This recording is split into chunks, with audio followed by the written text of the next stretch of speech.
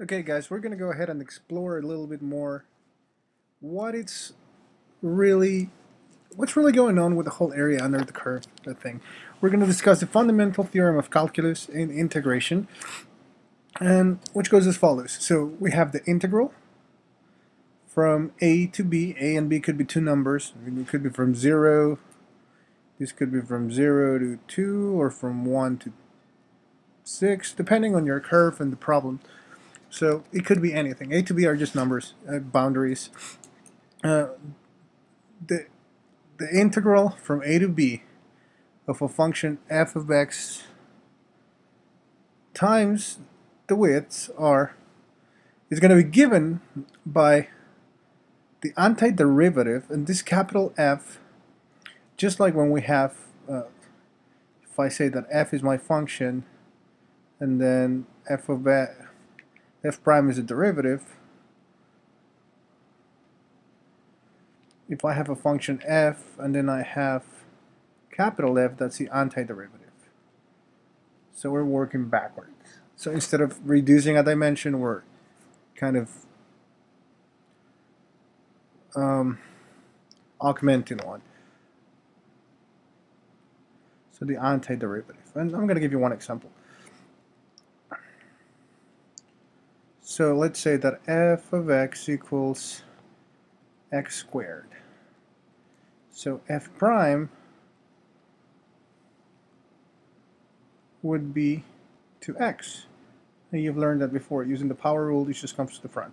Now let's say that f of x equals 3x squared. The antiderivative, it's going to be a different question. It's going to be what function, after taking the derivative, gives me this. And the correct answer is x cubed. Because you know that if you use x cubed, you bring this exponent as a coefficient, subtract 1 from the original exponent, and you get 3x squared. So using this notion is going to be a lot easier to use the fundamental theorem of calculus, which is given by this little, now it's a big and very inaccurate rectangle. Okay, so here's my selling point. Here's how I show you that it works. We know, because this is a very simple problem, that the area of this rectangle is 50.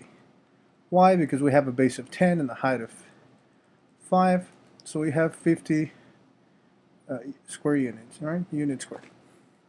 It's not centimeters, looks like centimeters. So let's go ahead and use this. We're going to get the integral, according to the theorem, if I get the integral from 0 to 10 of f of x is 5 dx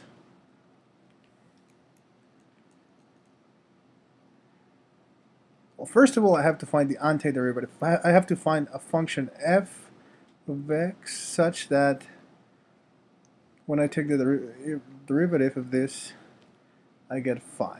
And the correct answer, it's very simple. Remember that the derivative of x is 5x, it's just 1, so the derivative of 5x would just be 5. And this is what I'm looking for, actually. So we know that f of x is 5x, so f of b would be 5 times 10 minus 5 times 0.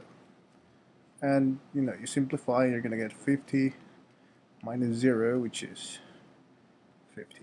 And so we know that the formula works, at least for this case. And as you practice, you're going to learn that it works in most. Here's a better example. Let's say that I have the function y equals x squared, and I went ahead and calculated the area using the using Riemann sums.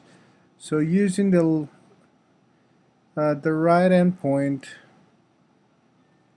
approximation, the area is 204 square units. Unit squared. So according to the fundamental theorem of calculus, if I take the function x squared dx from 0 to 8, so let's review that. This is the fundamental theorem. F of x dx equals the antiderivative of x at b minus the antiderivative of f at a. So I have to find the antiderivative of x squared. So that means I have to find a function such that when I take the derivative, I get x squared. And I'm going to give you the answer first and then the explanation. I think it's going to make more sense like that. Let's say that I have x squared. Capital F of x is actually going to be 1/3 x cubed. And here's the reason why. Remember that when you take the derivative using the chain rule, this is my general formula. If I have f of x such that a x to the n is my function, then the derivative of that is just n times a, so remember we're multiplying, times x to the n minus 1. So how do I undo this?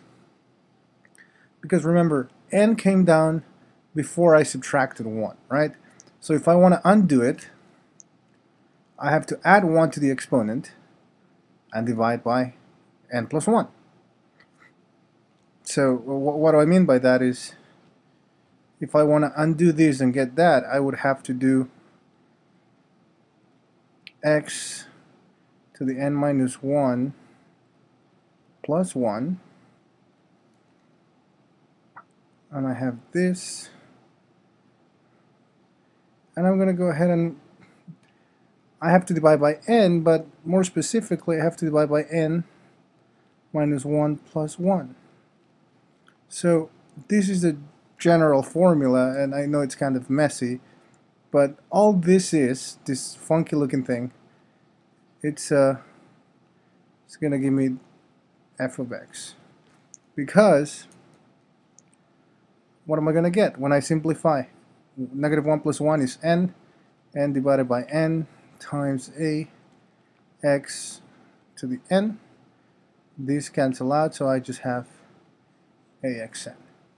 So this part right here is what I want you to remember. Even more so, if we simplify it a little bit, the antiderivative of the chain rule is going to be as follows. To get the antiderivative of a function, you're going to do 1 over n plus 1 times a times x to the n plus 1. Because think about it. In essence, all we're doing is adding 1, right? So let's go ahead and apply this. So we were adding 1 to this exponent. So assuming that it's n and not n minus 1, it's going to be this. We were adding 1 to this denominator. Sorry about that.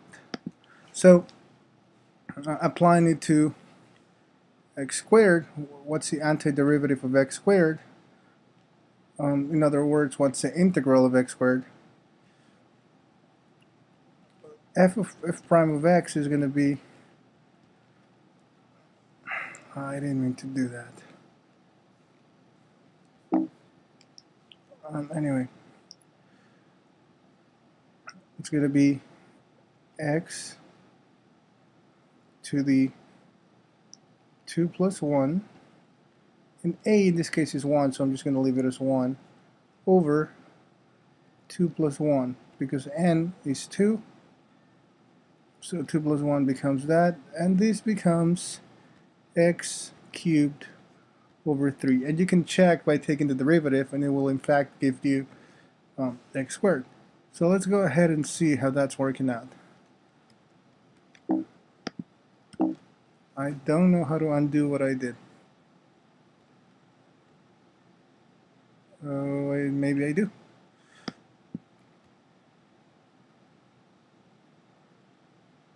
I think that's good enough. But how do I move it? Let me play around with it.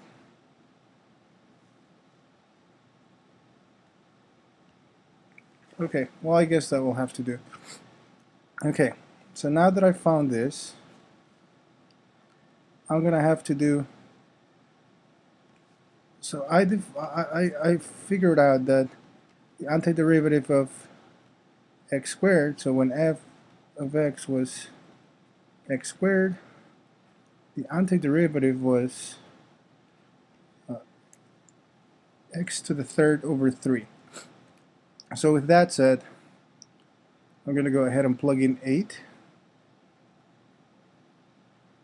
and raise it to the third power and divide it by 3 because that's what it's doing.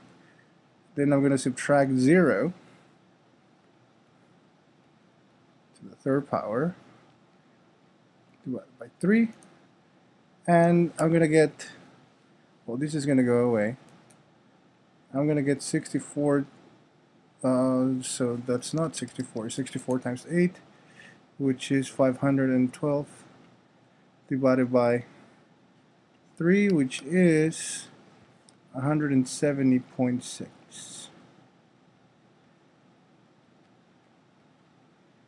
So this is going to be this area right here, right under the curve. It's going to be the exact area under the curve.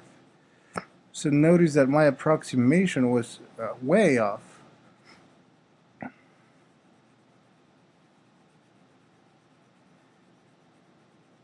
So all of that area exactly becomes 170.7. So sometimes approximating maybe the right endpoint is not the best idea. So guys, I hope this helped. Please take notes on this. I'm going to send you a link. I'll post a link on the notes. If I can figure this out. Again, okay. So I'll post a link in the notes so that you can do some practice.